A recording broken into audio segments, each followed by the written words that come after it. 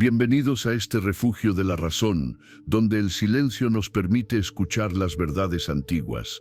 Hoy no nos reunimos por azar, sino por una necesidad compartida, la necesidad de encontrar la paz en medio del ruido. Observa el mar.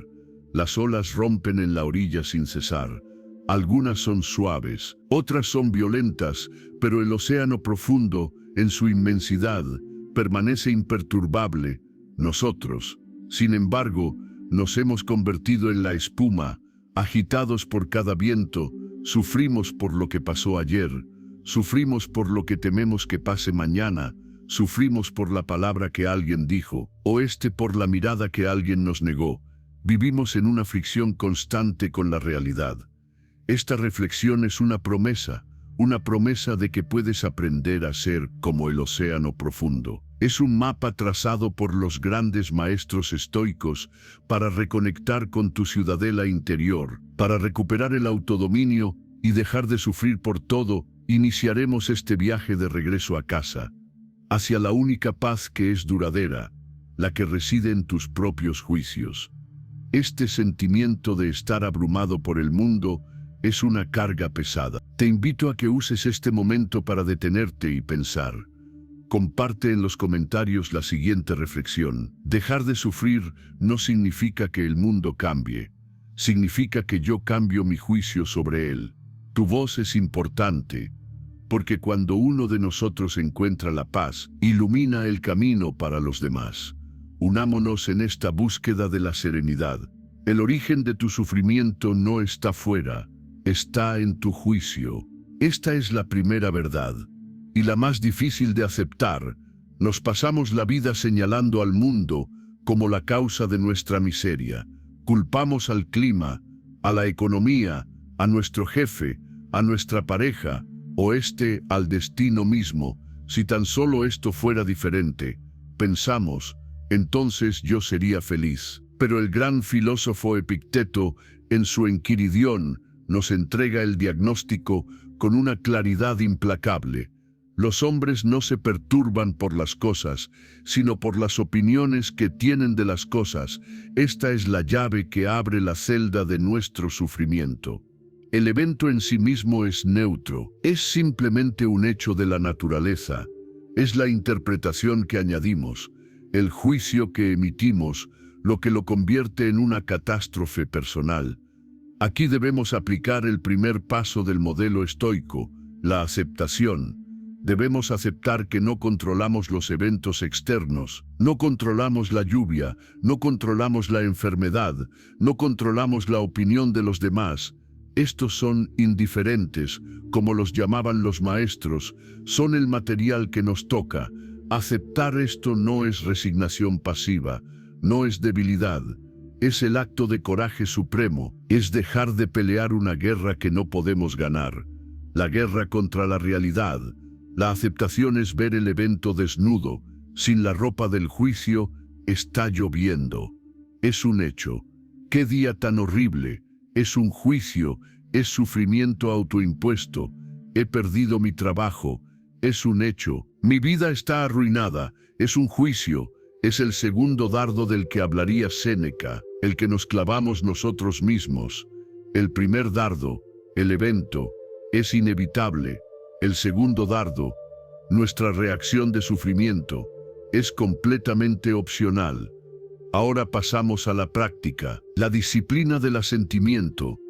Una vez que aceptamos que los eventos son neutros, debemos practicar la vigilancia constante de nuestra mente. Debemos convertirnos en el guardián de nuestra ciudadela interior. Cada impresión que llega a la puerta, cada pensamiento, debe ser examinado. Epicteto nos insta a decir a cada impresión perturbadora, no eres más que una impresión y en absoluto lo que parece ser. Debemos preguntarnos, ¿esto que me perturba está bajo mi control o fuera de mi control? Si está fuera de mi control, como el tráfico o el error de un colega, entonces mi sufrimiento es inútil. Es un veneno que elijo beber. La práctica consiste en crear un espacio, una pausa entre el estímulo externo y nuestra respuesta interna. En esa pausa reside nuestra libertad. En esa pausa reside el autodominio. Es un entrenamiento diario, momento a momento, requiere esfuerzo. La razón debe ser afilada como una espada. Usamos la metáfora del actor. El destino escribe el guión, nos asigna un papel, quizás el papel de alguien rico, o alguien pobre, alguien enfermo, o alguien sano. Nuestro trabajo, nuestra única área de control, no es elegir el papel, sino interpretarlo con virtud, con dignidad. Conforme a la razón, sufrimos por todo porque queremos ser el guionista, el director y el actor principal al mismo tiempo. Queremos controlar lo incontrolable. Y así, la práctica es soltar el control sobre el guión y abrazar la excelencia en nuestra actuación. Finalmente, llegamos a la aplicación. ¿Cómo vivimos esto hoy, en el mundo real, lejos de los libros antiguos? La aplicación es concreta. Mañana, cuando te despiertes, recuerda el memento mori. Eres mortal. Este día es un regalo. No lo desperdicies en sufrimiento trivial. Cuando alguien te insulte, aplica la lección de Marco Aurelio, quien en sus Meditaciones, libro sexto, se recordaba a sí mismo que la opinión de esa persona no puede tocar tu carácter. A menos que tú le des permiso, el insulto es aire vibrando. Tu juicio lo convierte en dolor. Cuando te sientas ansioso por el futuro, aplica la dicotomía del control. Lo que temes, ¿está en tu poder? Si no lo está, preocuparse es ensayar el sufrimiento por algo que quizás nunca ocurra. Si sí está en tu poder, entonces deja de preocuparte y actúa con virtud. Planifica, prepárate, pero no sufras. La aplicación es una elección constante. Elegir la razón sobre la reacción, elegir el autodominio sobre la pasión desbocada, elegir la calma sobre el caos. Dejar de sufrir por todo no es un estado mágico que se alcanza, es el resultado de una práctica filosófica diaria. Es el fruto de entender profundamente que el único bien es la virtud y el único mal es la falta de ella. Todo lo demás, absolutamente todo, es indiferente, es ruido, y tú tienes el poder de bajarle el volumen.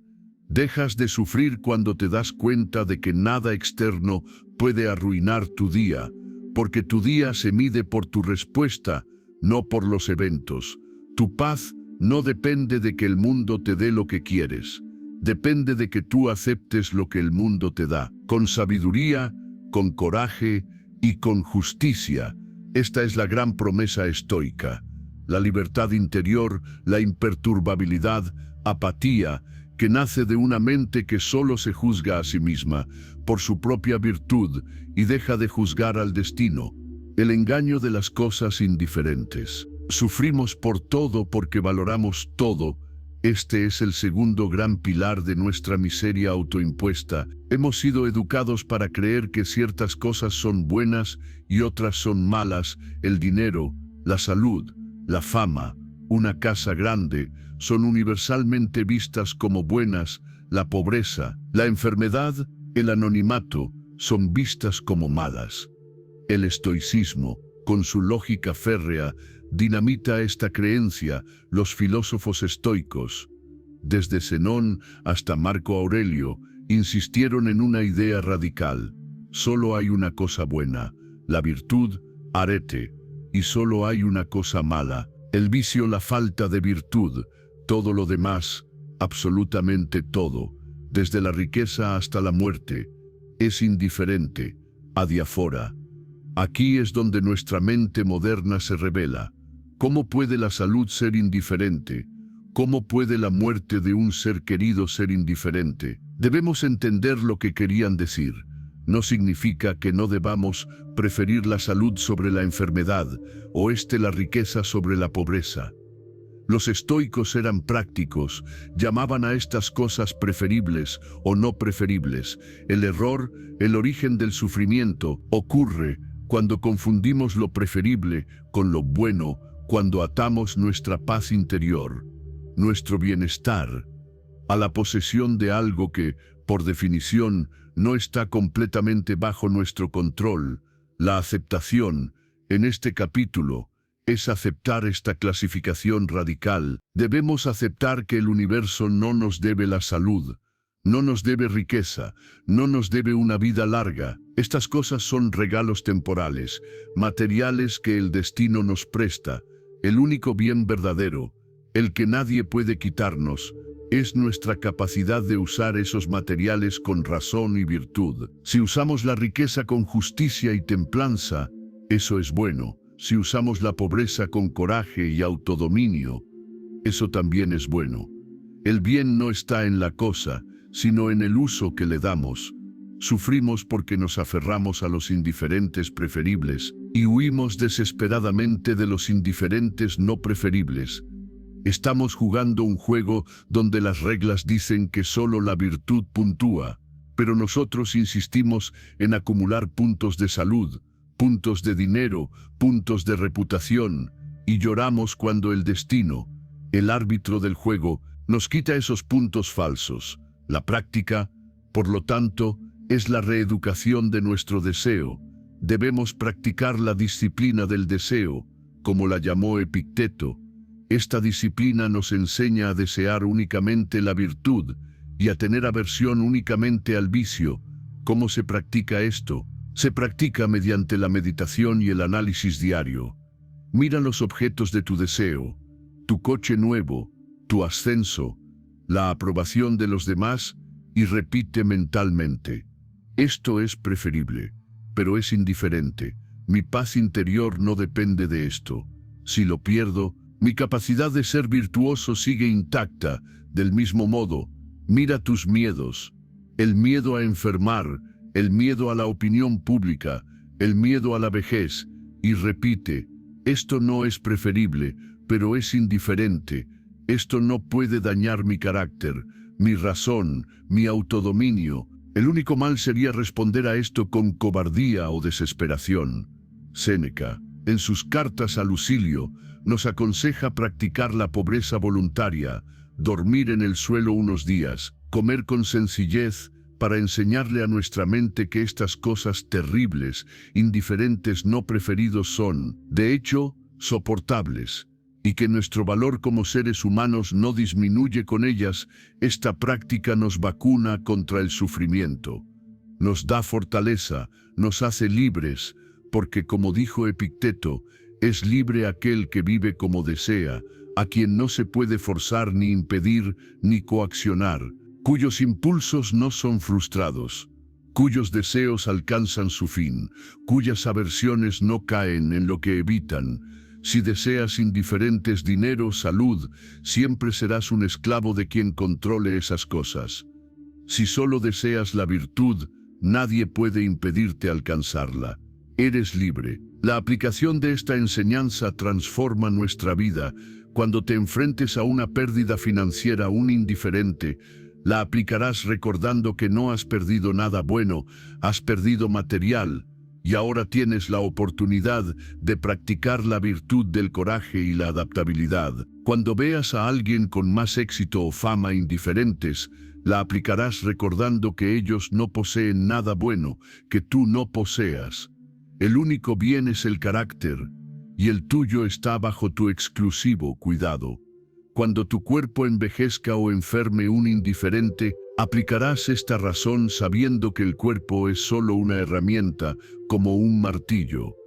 No es quién eres, tu hegemonicón, tu facultad racional, es lo que importa, y puedes ser virtuoso en la cama de un hospital igual que en un palacio. Marco Aurelio, en el libro 12 de sus Meditaciones, se recuerda a sí mismo que el pepino amargo debe ser arrojado, pero la razón no.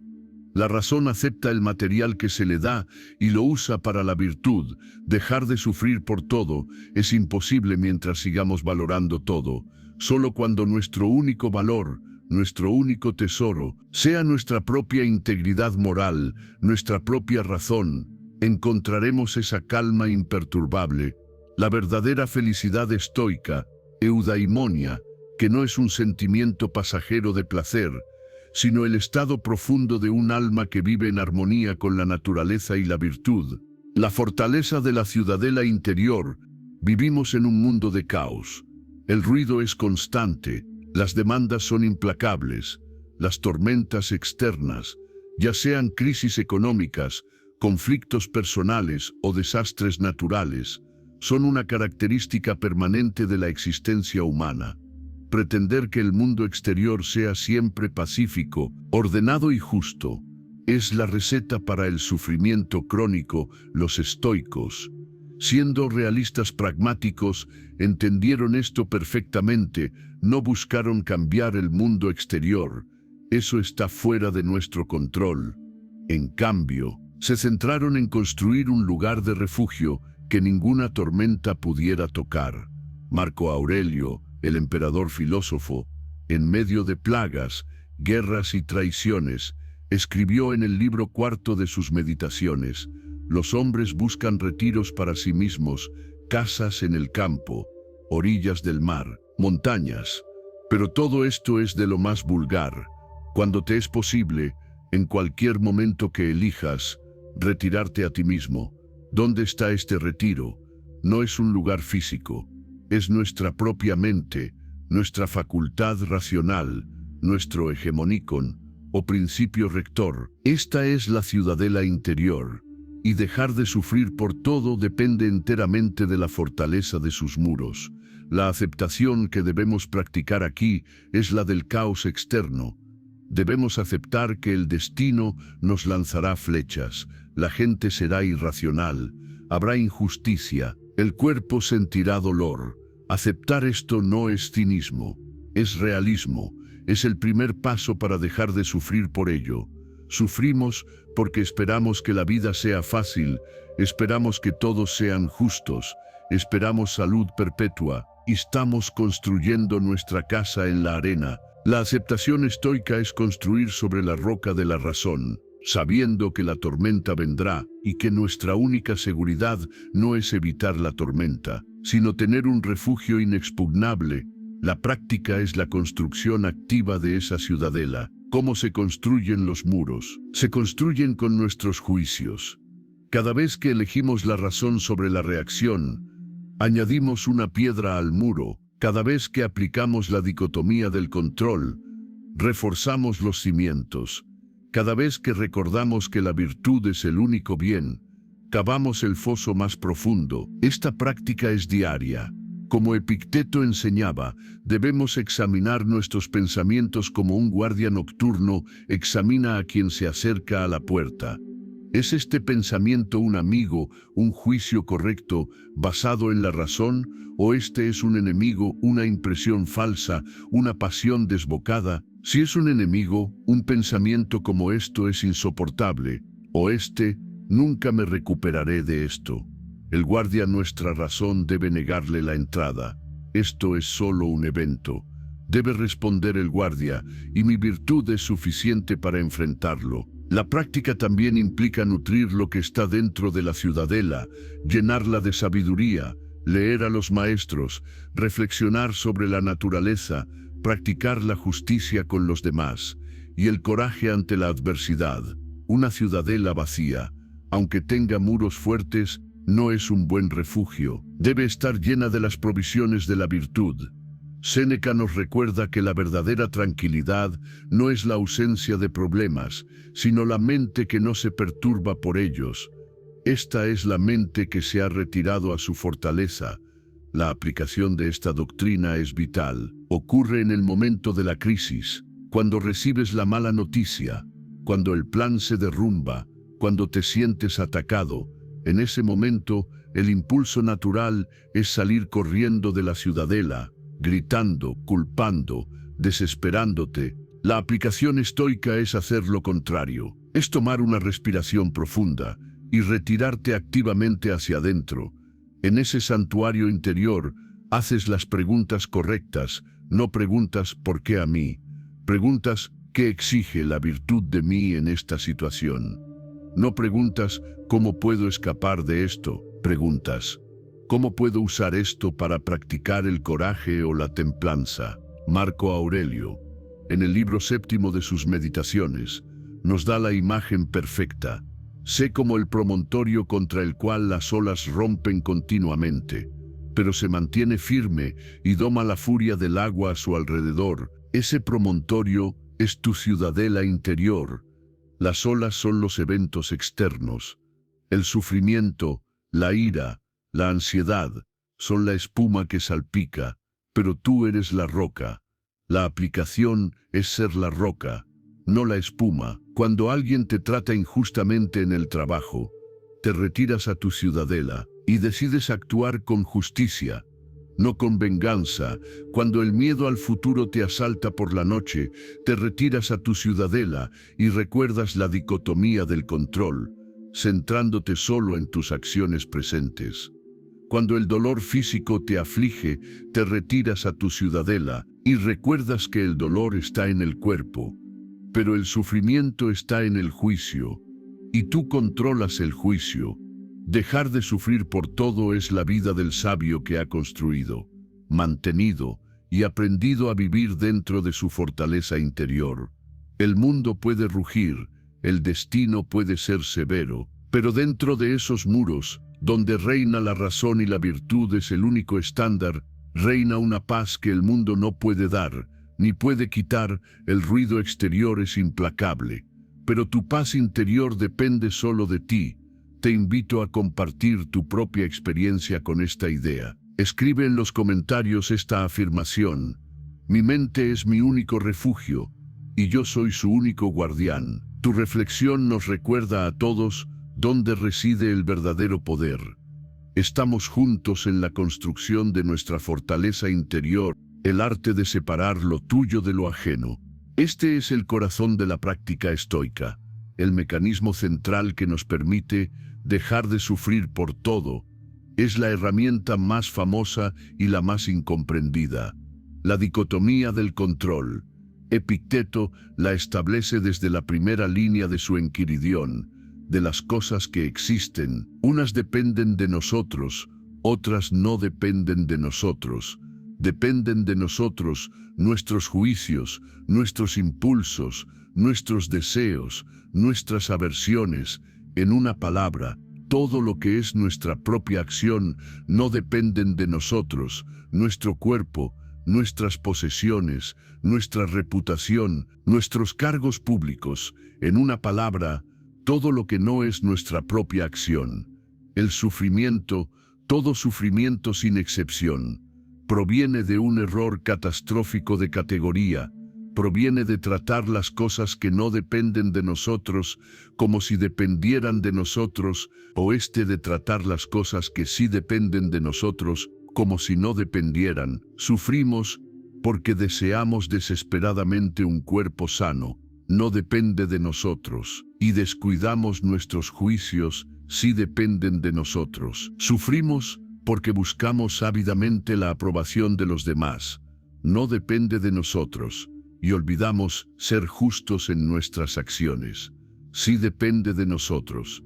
Sufrimos porque nos aferramos a nuestras posesiones, no dependen de nosotros. Y no practicamos la generosidad, sí depende de nosotros. La aceptación aquí es doble.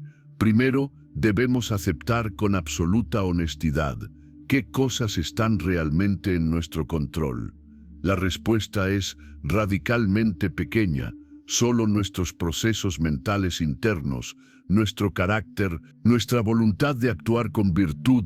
Segundo, debemos aceptar que todo lo demás está fuera de nuestro control. Esto no significa que no podamos influir en las cosas.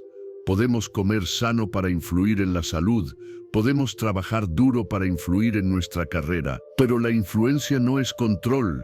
El resultado final siempre depende de factores externos, del destino, de la naturaleza, de otros. Aceptar esto es soltar la carga más pesada que llevamos, la carga de la responsabilidad por lo incontrolable. La práctica es la disección constante de la realidad. Los estoicos la llamaban prosoké, atención o vigilancia. Debemos aplicar esta dicotomía a cada situación que enfrentamos, como un cirujano con un bisturí, separando con precisión lo mío, mi respuesta de lo no mío, el evento. La práctica es un diálogo interno. Voy a una entrevista de trabajo, mi preparación, mi puntualidad, la claridad de mis respuestas dependen de mí, el resultado, si me contratan o no, la opinión del entrevistador, los otros candidatos. No dependen de mí. Por lo tanto, me enfoco al 100% en mi preparación, lo mío, y acepto el resultado, sea cual sea, con ecuanimidad lo no mío. Mi pareja está enojada conmigo, sus emociones, sus palabras, sus acciones, no dependen de mí, mi respuesta, mi paciencia, mi disposición a escuchar, mi propia razón, sí dependen de mí, por lo tanto, no intento controlar su ira, sufrimiento inútil, me enfoco en responder con virtud, autodominio.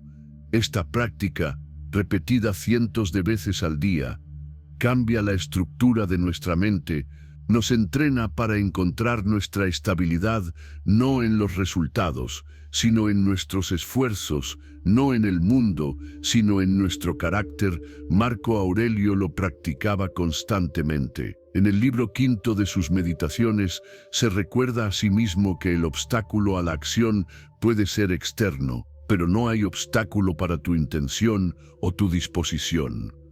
Porque puedes adaptarte, el obstáculo en el camino se convierte en el camino.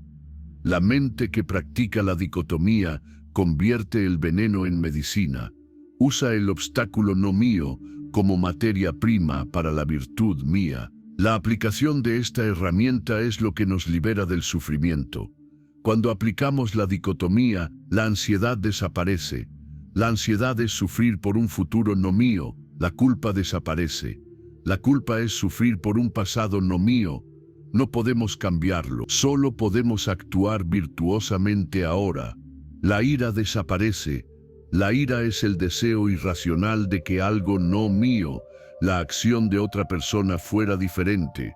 Aplicar esto es caminar por el mundo con lo que los estoicos llamaban intención reservada. Actuamos con toda nuestra energía para lograr un resultado preferible, pero con la reserva interna de que aceptaremos cualquier resultado que el destino provea. Es como un arquero, como lo describe Cicerón. El arquero hace todo lo que está en su poder, lo suyo, elegir el arco, la flecha, tensar la cuerda, apuntar. Pero una vez que la flecha deja el arco, el resultado si da en el blanco. Si un viento la desvía, ya no es suyo. El arquero estoico es juzgado por la calidad de su disparo, no por el resultado. Nosotros debemos vivir igual. Nuestro valor reside en nuestras intenciones virtuosas y nuestras acciones racionales, no en los resultados externos. Dejar de sufrir por todo es, en esencia, dejar de intentar controlar lo incontrolable. Es enfocar toda nuestra vasta energía en el único campo de batalla donde podemos ganar. El campo de batalla de nuestra propia mente, nuestros propios juicios y nuestra propia virtud. Esta es la libertad que Epicteto, el esclavo, le enseñó al emperador Marco Aurelio, la libertad de saber qué es tuyo y qué es ajeno, desear lo que ya tienes, el amor fati. Hay un nivel de sufrimiento que persiste, incluso cuando practicamos la dicotomía del control. Es el sufrimiento de la resistencia, la fricción sorda de desear que la realidad fuera diferente. Podemos aceptar que está lloviendo, pero por dentro seguimos deseando que hiciera sol. Podemos aceptar que perdimos el trabajo, pero por dentro resentimos al destino por ello. Esta resistencia, este deseo de que lo no preferible no hubiera ocurrido, es una fuente sutil pero profunda de infelicidad. Los estoicos llevaron su filosofía un paso más allá. No se conformaron con la simple aceptación o la tolerancia resignada, propusieron algo mucho más radical y poderoso: el amor fati, el amor al destino.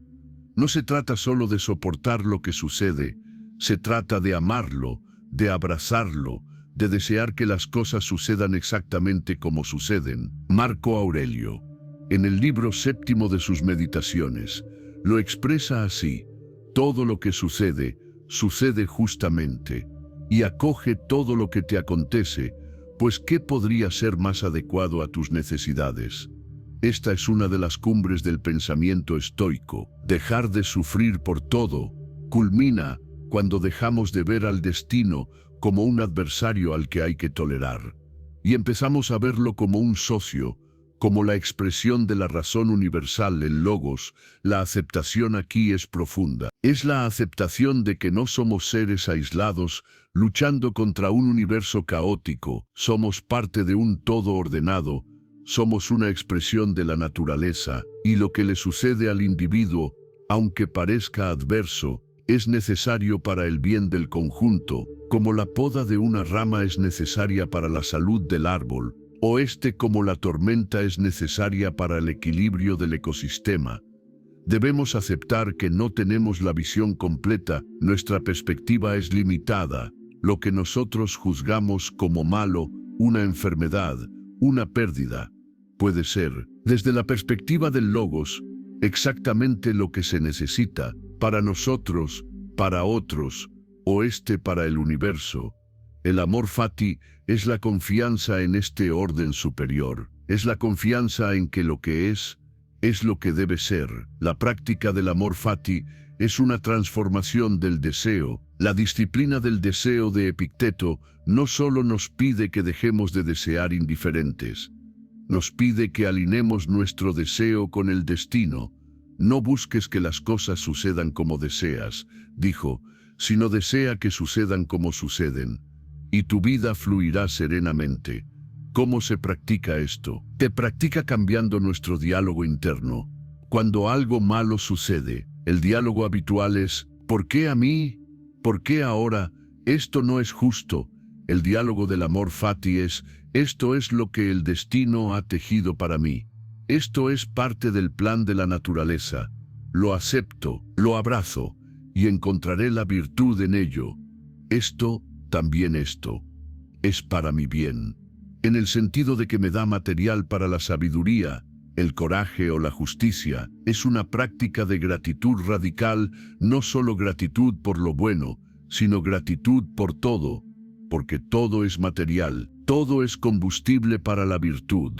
El gran desafío, por supuesto, es el dolor extremo, la pérdida de un ser querido, la injusticia severa. Aquí es donde la filosofía se pone a prueba. El estoico no niega el dolor el primer dardo, siente el dolor, pero el amor fati evita el sufrimiento el segundo dardo, al decir, incluso esta inmensa dificultad, es parte de mi destino, y mi tarea no es maldecirlo, sino enfrentarlo con la dignidad y la razón que me definen como ser humano. La aplicación del amor fati es la serenidad suprema. Cuando dejas de luchar contra la realidad, liberas una cantidad inmensa de energía que antes se gastaba en quejas, resentimiento y miedo, y ahora puede ser usada para la acción virtuosa. La aplicación es ver cada evento, cada persona, cada desafío, como si lo hubieras elegido tú mismo, porque, en cierto sentido, como parte del logos, lo has hecho. El gran filósofo Nietzsche, quien bebió profundamente de los estoicos, dijo que la medida de la grandeza humana era el amor fati, ser capaz de no querer que nada sea diferente, ni hacia adelante, ni hacia atrás, ni por toda la eternidad, sino amar lo que es. Aplicar esto es vivir sin qué pasaría si, sin sí tan solo. Es vivir plenamente en el presente, aceptando el tejido del destino, con todos sus hilos claros y oscuros, y ver que el tapiz completo es hermoso. Es necesario, y es bueno, dejar de sufrir por todo se completa cuando podemos mirar al destino a los ojos, ya sea que traiga alegría o tragedia, y decir desde el fondo de nuestra alma, te amo, y deseo exactamente lo que me traes, porque me das la oportunidad de ser virtuoso. Esta es la paz que sobrepasa todo entendimiento, la calma del sabio que fluye con el río de la naturaleza, sin resistencia, con total aceptación. Y sí, incluso con amor, la disciplina del asentimiento, no añadas un segundo dardo. Hemos hablado del juicio, de los indiferentes y del destino. Ahora debemos enfocarnos en el mecanismo preciso del sufrimiento, en el momento exacto en que el dolor se convierte en miseria. Los estoicos fueron psicólogos increíblemente agudos. Identificaron que el sufrimiento no es un evento monolítico, sino un proceso en dos etapas. Esta idea se captura mejor en la metáfora del segundo dardo, popularizada por Séneca. Aunque el concepto es central en todo el estoicismo, el primer dardo es el evento externo. Es inevitable, es parte de la vida.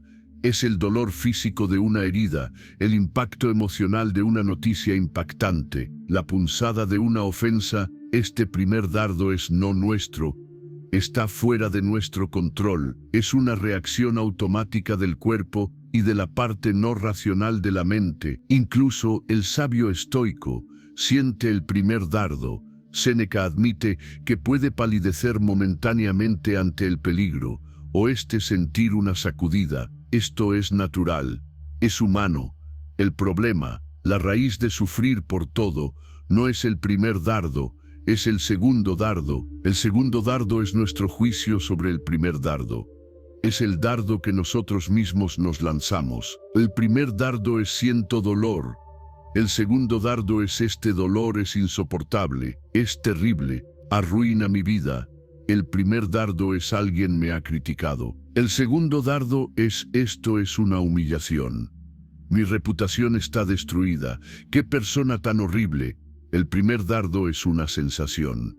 El segundo dardo es una narrativa de sufrimiento. La aceptación en este contexto es aceptar el primer dardo. Debemos aceptar que la vida incluye dolor, pérdida e incomodidad. Intentar vivir una vida donde nunca seamos golpeados por el primer dardo es una fantasía infantil. Es luchar contra la naturaleza. Aceptar el primer dardo es permitirnos sentir la punzada inicial sin pánico, sin añadirle inmediatamente una historia de terror. Es reconocer la sensación física o emocional como una simple impresión. Como diría Epicteto, es neutra, simplemente es. La práctica es la disciplina del asentimiento, sin catatesis. Esta es quizás la práctica estoica más importante y más difícil. Asentir es dar nuestro consentimiento mental a una impresión. Es decir, sí, esto es verdad. El sufrimiento ocurre cuando asentimos, cuando damos nuestro sí a impresiones falsas, como esto es malo o no puedo soportar esto. La práctica consiste en retrasar el asentimiento, en crear un espacio entre la impresión primer dardo y nuestro juicio segundo dardo. En ese espacio, nuestra razón, nuestro hegemonicon, debe actuar como un filtro. Epicteto nos da el método exacto. Cuando una impresión perturbadora te golpee, dile, espera, déjame ver qué eres y de dónde vienes. Déjame ponerte a prueba. La prueba, la dicotomía del control. ¿Eres tú algo bajo mi control o no? Si la impresión es sobre algo fuera de mi control, el dolor físico, la opinión de otro, debo negarme a sentir que es mala. Debo decir, eres una impresión, no eres la cosa que representas. Eres una sensación de dolor, pero no eres el mal. Esta práctica requiere una vigilancia mental constante prosoque. Es un entrenamiento, como fortalecer un músculo. Al principio, el segundo dardo es automático. Reaccionamos instantáneamente. Con la práctica, ese espacio de pausa se alarga, de 1 milisegundo a 1 segundo, luego a 5 segundos, hasta que tenemos el control consciente. Retenemos nuestro asentimiento y elegimos una respuesta basada en la virtud, no en la pasión. La aplicación de esto es la liberación del sufrimiento reactivo. Piensa en la ansiedad. La ansiedad es una tormenta de segundos dardos, es asentir a impresiones sobre el futuro. ¿Qué pasa si fallo? Primer dardo imaginario. Eso sería catastrófico. Segundo dardo. La aplicación estoica es no asentir, es decir, puedo fallar, eso es externo, pero mi virtud no fallará, me esforzaré al máximo y aceptaré el resultado. No hay catástrofe en eso. Piensa en la ira. La ira es asentir a la impresión de que hemos sido tratados injustamente. y que eso es intolerable. La aplicación estoica es no asentir. Esa persona actuó desde la ignorancia su vicio, no el mío. Su acción es externa. No puede dañar mi carácter. Mi respuesta virtuosa es la justicia o la calma, no la rabia. Marco Aurelio lo aplicaba cada mañana, al recordarse a sí mismo que encontraría gente entrometida, ingrata, arrogante, pero que ellos no podían hacerle daño, dañar su razón, a menos que él lo permitiera. Estaba preparando su mente para no lanzar el segundo dardo. Dejar de sufrir por todo es dominar esta disciplina. Es aceptar el dolor de la vida sin añadirle el veneno del sufrimiento. Es entender que el primer dardo nos lo lanza el destino, pero el segundo, el que realmente nos hiere y nos hace miserables, lo sostenemos en nuestra propia mano, y siempre, siempre, podemos elegir no lanzarlo. Si esta lección sobre los dos dardos te ha dado claridad, si te ha ayudado a ver el espacio entre el dolor y el sufrimiento, demuestra tu apoyo con un me gusta y comparte esta reflexión con alguien que esté cargando el peso de ese segundo dardo. Ayudemos a otros a soltar el sufrimiento que ellos mismos se infligen. Premeditatio malorum, prepararse para la tormenta sin temerla. Si nuestro sufrimiento proviene de juicios erróneos, y especialmente de los segundos dardos, que lanzamos cuando los eventos nos toman por sorpresa, entonces la razón nos dicta que la mejor defensa es la preparación. Los estoicos desarrollaron una técnica poderosa y contraintuitiva para esto, la premeditatio malorum, o la premeditación de los males. A primera vista, esto suena como lo opuesto a la paz mental, suena a pesimismo, a vivir con miedo, pero los estoicos lo usaban precisamente para lo contrario, para eliminar el miedo y el sufrimiento. El sufrimiento no proviene tanto del evento en sí, sino del shock, de la brecha entre nuestras expectativas y la realidad. Esperamos que el día sea perfecto, y el tráfico nos arruina el humor. Esperamos salud perpetua, y un diagnóstico nos aterra. Esperamos que nuestros seres queridos vivan para siempre, y la pérdida nos destroza.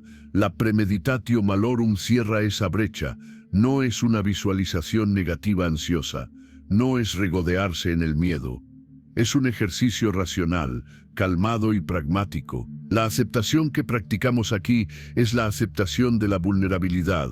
Debemos aceptar que las cosas malas, indiferentes, no preferidos pueden sucedernos.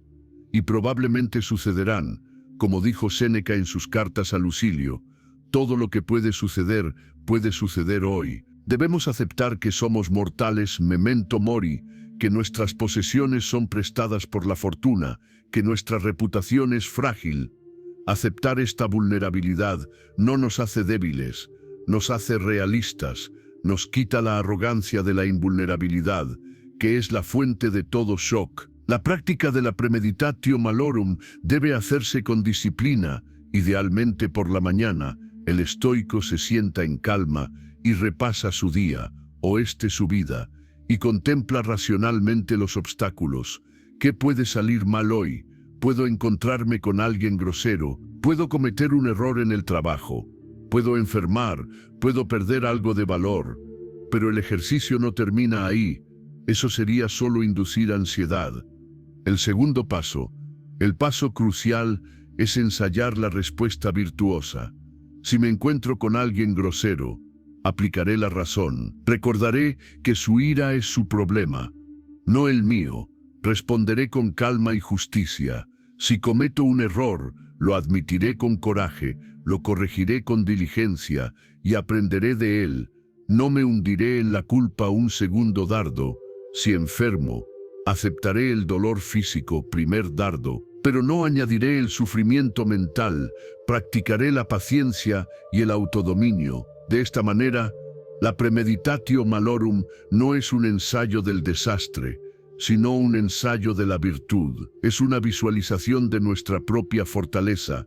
Al contemplar el peor escenario, también contemplamos nuestra mejor respuesta. Esto tiene dos efectos psicológicos poderosos. Primero, reduce el shock. Si el evento ocurre, ya no es una sorpresa. Es algo para lo que ya hemos preparado una respuesta racional. Como dijo Séneca, lo que ha sido previsto durante mucho tiempo golpea con menos fuerza. Segundo, fomenta la gratitud. Después de contemplar la pérdida de tu trabajo, o tu salud, o tus seres queridos, cuando abres los ojos y ves que aún los tienes, el presente se vuelve increíblemente valioso. Dejas de dar por sentada tu vida y valoras lo que tienes. Sabiendo que es temporal, la aplicación de esta técnica nos hace más resilientes, nos convierte en soldados preparados para la batalla, no en turistas sorprendidos por una tormenta. Cuando la crisis llega, aquellos que nunca la contemplaron entran en pánico, se quiebran, lanzan segundos dardos sin control. El estoico que ha practicado la premeditación, aunque sienta el golpe inicial, primer dardo, recupera el equilibrio rápidamente, activa su plan de respuesta virtuosa, se retira a su ciudadela interior, que ya estaba en guardia, aplica la dicotomía del control, esto es externo. Ahora, ¿qué exige la virtud de mí? Esto se aplica a todo, desde pequeñas molestias hasta grandes tragedias. Atrapado en el tráfico, lo previste. Es una oportunidad para practicar la paciencia. Una crítica injusta, la previste. Es una oportunidad para practicar el autodominio y la indiferencia a la reputación. Una pérdida significativa, la previste en el sentido de su posibilidad. Es la prueba definitiva de tu razón. La oportunidad de demostrar que tu bien solo reside en tu carácter. Dejar de sufrir por todo requiere que dejemos de vivir en una fantasía donde todo saldrá bien. El sabio estoico no es un optimista ingenuo, ni un pesimista amargado, es un realista virtuoso. Espera lo mejor en términos de sus propias acciones, pero está preparado para lo peor en términos de eventos externos. Al prepararse para la tormenta, paradójicamente, es el único que puede disfrutar verdaderamente del sol, porque no vive con el miedo constante a que el cielo se nuble. Sabe que si se nubla, tiene el refugio de su razón, y eso es todo lo que necesita. El valor de la impermanencia, memento mori. Hay un sufrimiento particular que surge del apego. Sufrimos por todo porque nos aferramos a todo. Nos aferramos a nuestra juventud, a nuestras posesiones, a nuestros logros, y sobre todo nos aferramos a las personas que amamos y a nuestra propia vida. Queremos que las cosas buenas duren para siempre. Y esta lucha contra la impermanencia, contra el flujo de la naturaleza, es una fuente garantizada de dolor. Los estoicos tenían un antídoto poderoso para este apego, un recordatorio constante y sobrio. Memento mori, recuerda que morirás. Lejos de ser un pensamiento morboso o deprimente, para los estoicos, el memento mori era la clave de la libertad. La gratitud y la acción correcta era el pensamiento que disolvía el sufrimiento trivial. La aceptación aquí es la más fundamental de todas, la aceptación de nuestra propia mortalidad y la de todo lo que nos rodea. Debemos aceptar que el tiempo es un río que todo lo arrastra, como escribió Marco Aurelio en el libro cuarto de sus Meditaciones. Piensa en la sustancia universal, de la que tienes una parte minúscula, y en el tiempo universal, del que se te ha asignado un intervalo breve e indivisible, y en el destino, qué pequeña parte de él eres tú. Somos seres efímeros, nuestros cuerpos, nuestras posesiones, nuestras reputaciones son polvo en el viento. Aceptar esto no es para desesperarnos, sino para liberarnos. Nos libera de la tiranía de las cosas indiferentes. ¿Por qué sufrir tanto por la fama, si tanto el famoso como el que lo admira desaparecerán pronto? ¿Por qué aferrarse al dinero si no podemos llevárnoslo? ¿Por qué paralizarnos por el miedo a la opinión ajena si todas esas opiniones se desvanecerán en el olvido? La práctica del memento mori es mantener la muerte como consejera. Los estoicos lo hacían de forma concreta. Epicteto sugería que cuando beses a tu hijo, te recuerdes a ti mismo en voz baja que es mortal. No para amarlo menos, sino para amarlo bien, para amarlo hoy, sin dar por sentado que estará mañana. y para no sufrir desmesuradamente si el destino se lo lleva, sabiendo que has devuelto algo que te fue prestado. Marco Aurelio lo practicaba por la noche, reflexionando sobre la vastedad del tiempo pasado y futuro, y lo insignificante de su propia vida. Esto no lo deprimía, lo enfocaba, le recordaba que su única tarea era vivir este día presente con virtud, con razón, con justicia. Séneca, en sus cartas, constantemente nos insta a contar nuestros días, no con miedo, sino con urgencia, para dejar de posponer nuestra vida, para dejar de perder el tiempo en sufrimientos inútiles, en trivialidades, en perseguir cosas externas.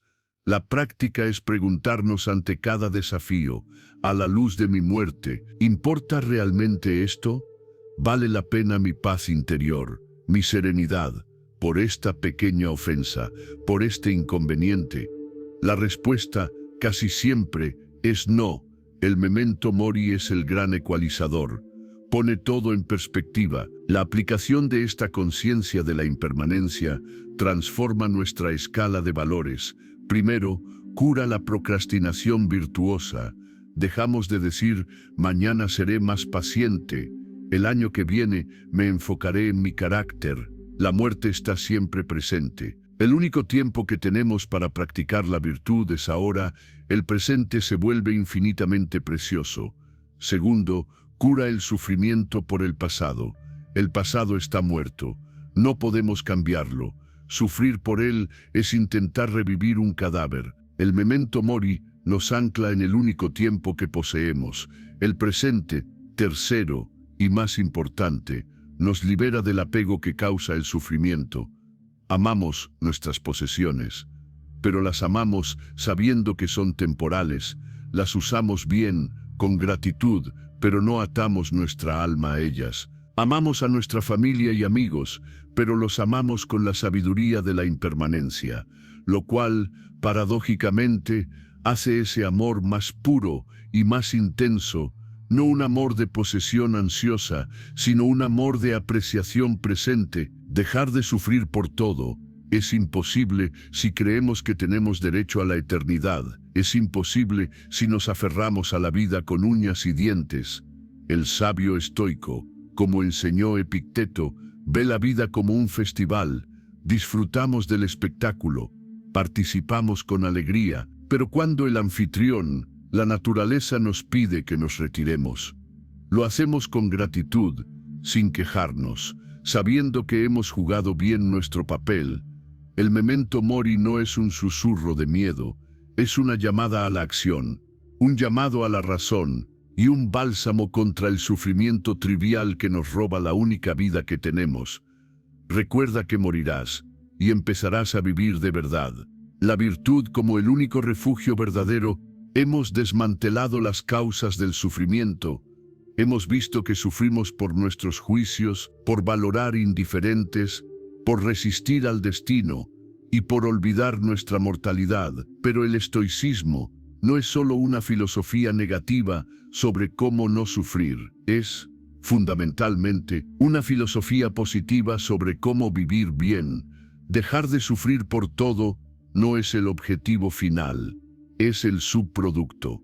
Es la limpieza del terreno necesaria para construir el verdadero edificio. La vida virtuosa, el único refugio que nunca falla, la única fuente de verdadera felicidad, eudaimonia, es la virtud. Los estoicos definieron la virtud, arete, como la excelencia moral y racional. Es vivir de acuerdo con la razón, que es vivir de acuerdo con la naturaleza, tanto nuestra naturaleza humana, racional y social, como la naturaleza del universo, el logos. Esta virtud no es un concepto abstracto, se manifiesta en 4 cualidades cardinales: sabiduría, Sofía; justicia, Dikaiosine; coraje, Andreia; y templanza, Sofrosine. La aceptación en este capítulo es la aceptación de que solo la virtud es el bien. Esta es la conclusión lógica de todo lo que hemos visto. Si nada externo indiferentes puede hacernos buenos o malos, si nuestro único control reside en nuestros juicios y elecciones, entonces el único estándar por el cual debemos medir nuestra vida es la calidad de esas elecciones. La sabiduría es la virtud de entender esto, de saber distinguir lo bueno virtud, lo malo vicio y lo indiferente. Todo lo demás, la justicia es la virtud de actuar por el bien común, reconociendo que somos parte de un todo, cosmopolitismo, tratando a los demás con equidad y bondad, incluso cuando ellos no lo hacen. El coraje es la virtud de enfrentar los indiferentes, no preferidos, dolor, miedo, pérdida, con razón y autodominio. Es no huir del primer dardo y negarse a lanzar el segundo. La templanza es la virtud de gestionar nuestros deseos por los indiferentes preferidos, placer, riqueza, fama.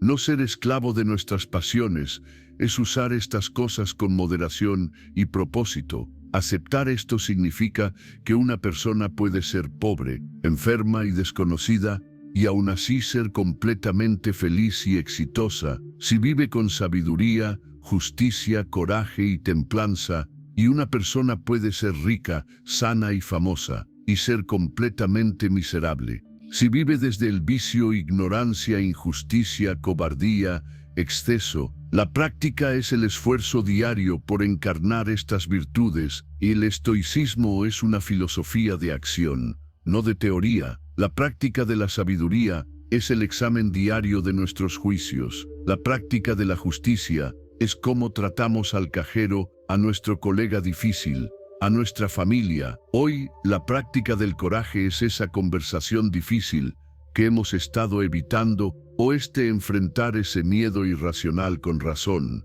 La práctica de la templanza, es decir, no a ese impulso innecesario, o disfrutar de un placer sin aferrarnos a él. Marco Aurelio, en sus meditaciones, se pregunta constantemente: ¿qué exige la virtud de mí ahora? ¿Es esta acción conforme a la razón? ¿Sirve esto al bien común? Este es el centro de la práctica estoica. No cómo me siento, no qué gano yo, sino qué es lo virtuoso. La aplicación de la virtud como nuestro único bien es la cura definitiva para el sufrimiento.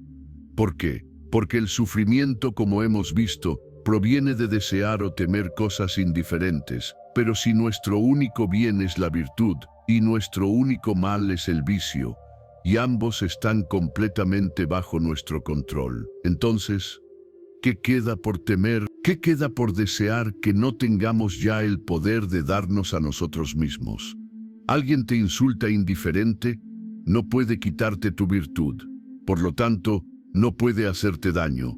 El único daño sería si tú respondes con vicio, ira, odio, pierdes tu trabajo indiferente. No has perdido tu bien. Tienes una nueva oportunidad para practicar el coraje, la adaptabilidad, sabiduría y quizás la justicia, cuidar de tu familia en la dificultad.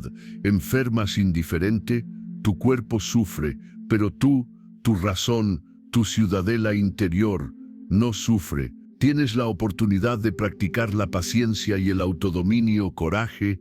La virtud es el refugio inexpugnable.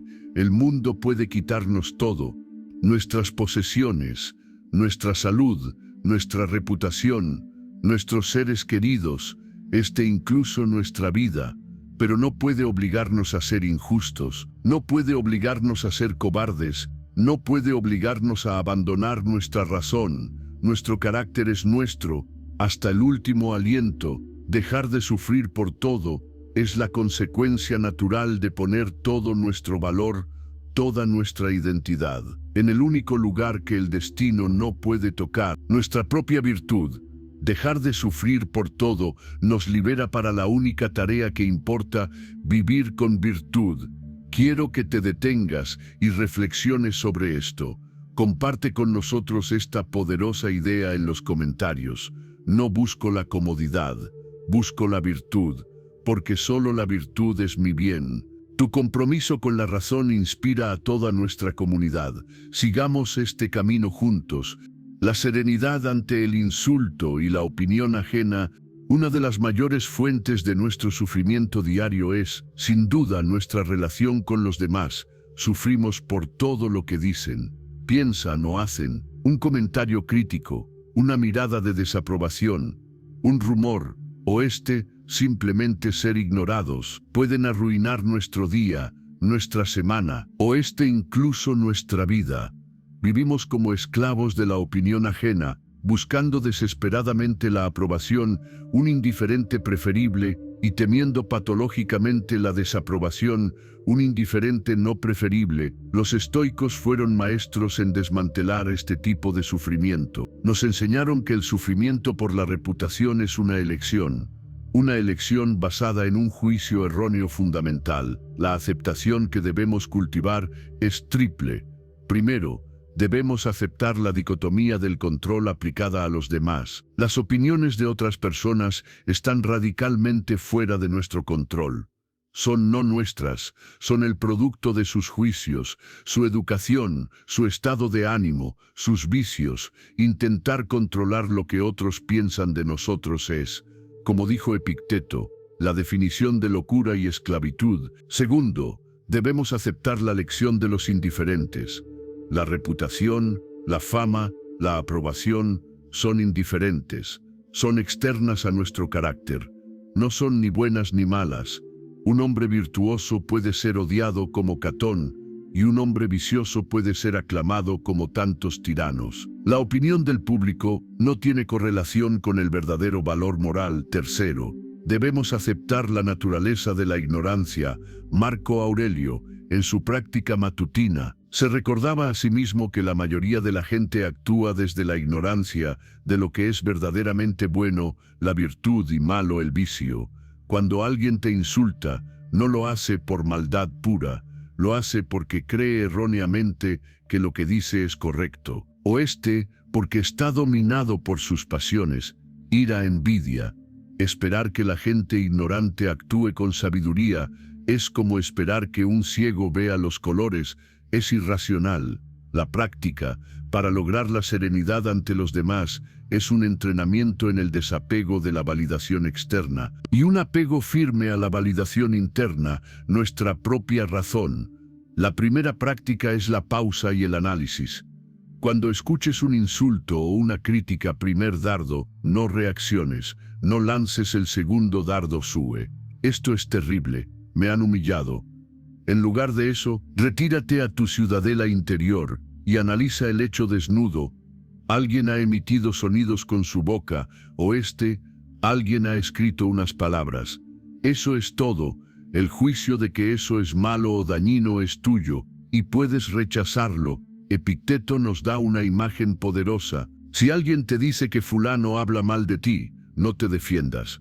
Responde simplemente: sin duda no conoce mis otros vicios, o no habría mencionado solo esos. Esta no es una defensa pasivo-agresiva, es la expresión de una mente que sabe que su valor no depende de esa opinión, y que la opinión del otro es, en el gran esquema de las cosas, irrelevante para su tarea de vivir con virtud. La segunda práctica es cambiar la fuente de nuestra autoestima. Dejamos de buscarla fuera y la encontramos dentro. El único juez válido de tu carácter eres tú, tu razón y la naturaleza, el logos. ¿Actuaste con justicia? ¿Actuaste con coraje? ¿Actuaste con sabiduría? Si la respuesta es sí, entonces la opinión de 1.000 millones de personas que digan lo contrario es solo ruido. Es el ladrido de un perro, como diría Séneca. No te afecta. La aplicación de esta serenidad transforma nuestras relaciones. Dejamos de ser personas reactivas y necesitadas y nos convertimos en personas estables y autónomas. Cuando aplicas esto, puedes escuchar una crítica, extraer de ella cualquier información objetiva que pueda ser útil si la hay, como un regalo de un enemigo, y descartar el veneno emocional, el juicio del otro. Cuando alguien te alaba, aplicas lo mismo. Aceptas la amabilidad con gratitud, como un indiferente preferible, pero no te vuelves adicto a ella, no dejas que infle tu ego, porque sabes que el elogio, al igual que el insulto, es externo, es indiferente. Marco Aurelio, en el libro cuarto de sus Meditaciones, se pregunta: ¿acaso una esmeralda pierde su belleza si no es alabada? o este el oro, o este el marfil. Tú, tu carácter, tu virtud, eres esa esmeralda, tu valor es intrínseco. No depende de la admiración del mercado. Vivir así nos permite ser genuinamente justos y amables con los demás, porque ya no necesitamos nada de ellos, no necesitamos su aprobación. Así que podemos interactuar con ellos, no desde la necesidad, sino desde la virtud. Podemos ser amables porque es lo justo, no porque queramos que les caigamos bien. Podemos ser firmes en nuestros principios, coraje sin miedo a la desaprobación, dejar de sufrir por todo lo que otros dicen. Es entender que sus palabras solo tienen el poder que tú les concedes, y el sabio estoico no concede poder a nada que esté fuera de su razón. Tu paz es demasiado valiosa para entregarla a la opinión del primero que pasa. Guárdala en tu ciudadela, protégela con tu razón, y sé libre. El deber del cosmopolita, servir al todo.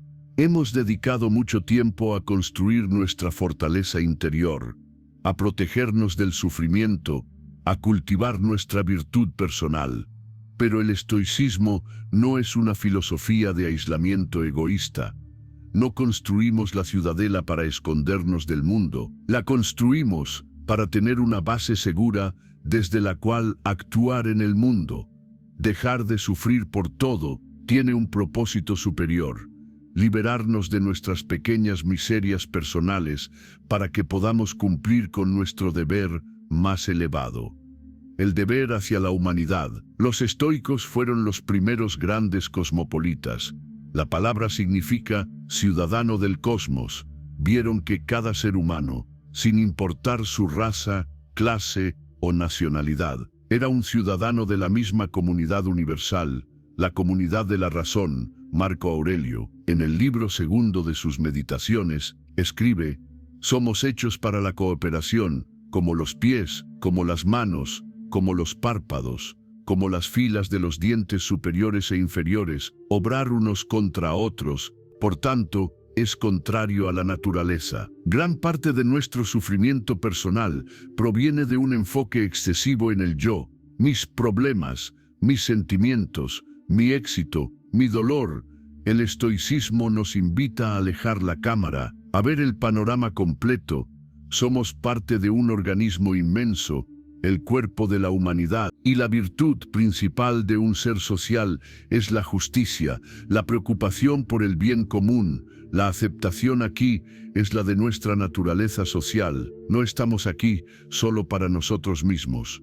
Estamos aquí para los demás. Nuestra razón no nos fue dada solo para nuestra propia paz, sino para que podamos contribuir al logos universal. Aceptar esto significa que nuestra felicidad, eudaimonia, no está completa si es solitaria. La verdadera felicidad estoica incluye la acción virtuosa en la sociedad. Séneca, a pesar de su enfoque en la tranquilidad, fue claro en sus escritos: nadie puede vivir felizmente si solo se mira a sí mismo. Debes vivir para el otro si quieres vivir para ti mismo. La práctica es la disciplina de la acción, como la llamó Epicteto. Esta disciplina nos guía sobre cómo actuar en el mundo. La regla es simple: nuestras acciones deben estar dirigidas, siempre, por dos principios: la virtud, justicia, coraje, templanza, sabiduría, y el bien común. Práctica es preguntarnos en nuestras interacciones diarias: ¿cómo puedo ser útil aquí? ¿Qué requiere de mí el bien común? A veces requerirá coraje, hablar contra la injusticia. A veces requerirá templanza, tomar solo nuestra parte justa. A veces requerirá sabiduría, saber cuándo actuar y cuándo no. Y siempre requerirá justicia, tratar a cada persona, incluso a las difíciles, como un conciudadano, como un pariente, como parte del mismo cuerpo. Esta práctica es el antídoto contra el sufrimiento mezquino. Es difícil sufrir por un insulto personal, un indiferente, cuando tu mente está ocupada en cómo puedes aliviar el sufrimiento real de otros. Una acción virtuosa. Es difícil obsesionarse con la riqueza personal, un indiferente, cuando tu propósito es contribuir al bienestar de tu comunidad. La aplicación del cosmopolitismo estoico es la vida de servicio. Servicio no significa necesariamente ser un gran líder o un filántropo. Significa aplicar la virtud en nuestro círculo de influencia. Eres un padre. Tu deber es criar hijos racionales y virtuosos. Eres un empleado. Tu deber es hacer tu trabajo con excelencia y honestidad, sirviendo a tus colegas y a la sociedad. Eres un vecino. Tu deber es ser justo y servicial. Cuando actuamos desde este sentido del deber, katokon, nuestro sufrimiento personal se vuelve pequeño. Marco Aurelio lo aplicaba como emperador. Se levantaba cada mañana recordándose a sí mismo que su trabajo era para el bien común de la humanidad. Soportaba a los senadores ingratos y las dificultades de la guerra, no por ambición personal, sino por deber. Sufrir por todo es un lujo de una mente centrada en sí misma. El estoico, como ciudadano del cosmos, no tiene tiempo para ese lujo. Tiene trabajo que hacer. Su propósito es más grande que su comodidad personal. Cuando te sientas abrumado por tu propio sufrimiento, la mejor aplicación es girar hacia afuera. Ve y ayuda a alguien. Realiza un acto de justicia. Escucha a alguien que sufre. Sé un agente de la razón en el mundo. Al hacerlo, no solo alivias el sufrimiento de otros, sino que, paradójicamente, el tuyo propio se disuelve, porque te alineas con la naturaleza, con el logos, y encuentras tu verdadero lugar en el cosmos, no como un fragmento asustado, sino como una mano esencial del cuerpo de la humanidad. Dejar de sufrir por todo es el primer paso, servir al todo es el camino. La alegría estoica, la verdadera libertad. Llegamos al final de nuestro viaje, y es crucial entender el resultado. ¿Qué ganamos al dejar de sufrir por todo? ¿Qué queda cuando eliminamos el sufrimiento, el miedo, la ira y la ansiedad? La respuesta popular y errónea es que el estoico se vuelve un ser frío, sin emociones, gris y distante, un robot de razón. Esto es una caricatura, y es lo opuesto a la verdad. El objetivo del estoicismo no es la apatía en el sentido moderno indiferencia, sino la apatía en su sentido original. La libertad de las pasiones pazó, es decir, la libertad de las emociones destructivas, irracionales y basadas en juicios falsos. Lo que queda no es el vacío, es la plenitud. Lo que queda es la verdadera libertad, y con ella una forma profunda y duradera de alegría. La alegría estoica chara. Esta alegría no es el placer superficial hedone, que proviene de obtener indiferentes preferibles, como un coche nuevo o un elogio. Ese placer es temporal, dependiente de externos, y siempre seguido por el miedo a perderlo. La alegría estoica es diferente. Es la serenidad y la satisfacción profunda que proviene exclusivamente de vivir una vida de virtud. Es la alegría de saber que, sin importar lo que el destino te lance, tu ciudadela interior está segura. Es la alegría de saber que tu carácter es bueno. Es la alegría de actuar en armonía con la razón y la naturaleza. La aceptación final es que esta alegría, esta eudaimonia, es suficiente. Debemos aceptar que la paz que proviene de la virtud es el bien supremo y que no necesitamos añadirle placeres externos para que sea completa. La virtud es su propia recompensa. Como dijo Séneca, la alegría del sabio no depende de los dones de la fortuna, su bien está dentro de sí mismo. La virtud no necesita nada más. Esta es la libertad definitiva. Ser feliz no a pesar de las circunstancias, sino independientemente de las circunstancias. La práctica es el cultivo deliberado de esta alegría interior. ¿Cómo? No buscándola directamente, sino buscando la virtud.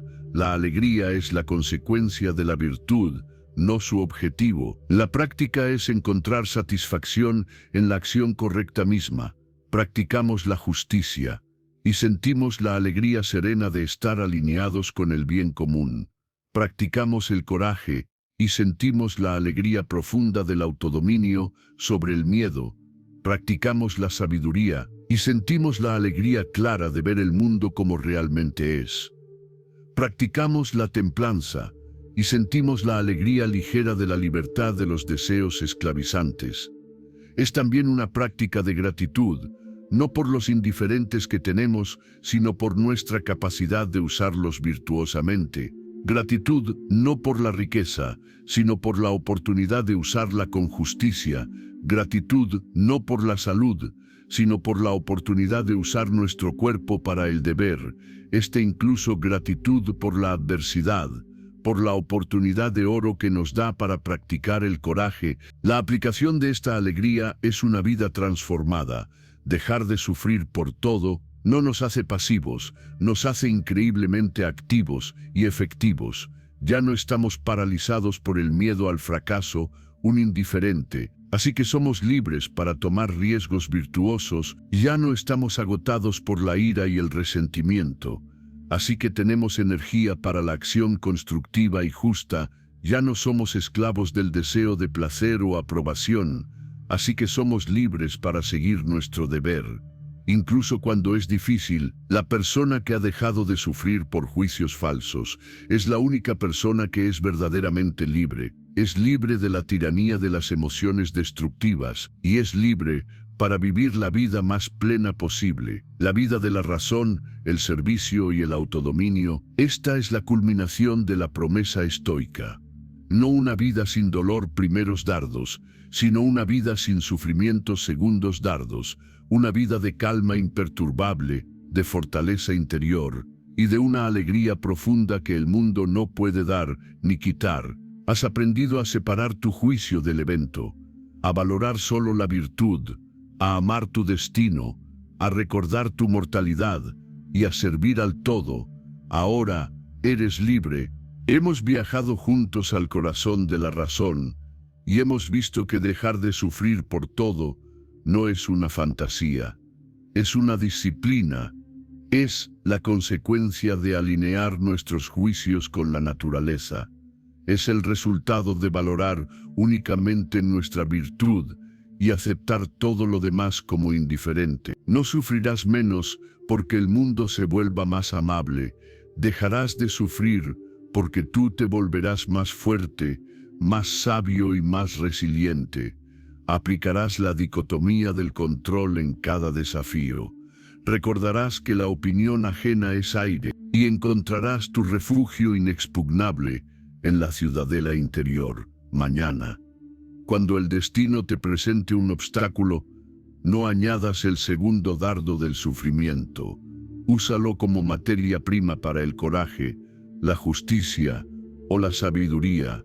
Tu sufrimiento es opcional, tu virtud es esencial. Si esta reflexión completa ha encendido la antorcha de la sabiduría en tu interior, si sientes que esta es una herramienta valiosa para la vida, te pido que dejes un me gusta como señal de tu compromiso con la razón y comparte este conocimiento con aquellos que aún están perdidos en el laberinto del sufrimiento. Seamos faros de serenidad en medio de la tormenta.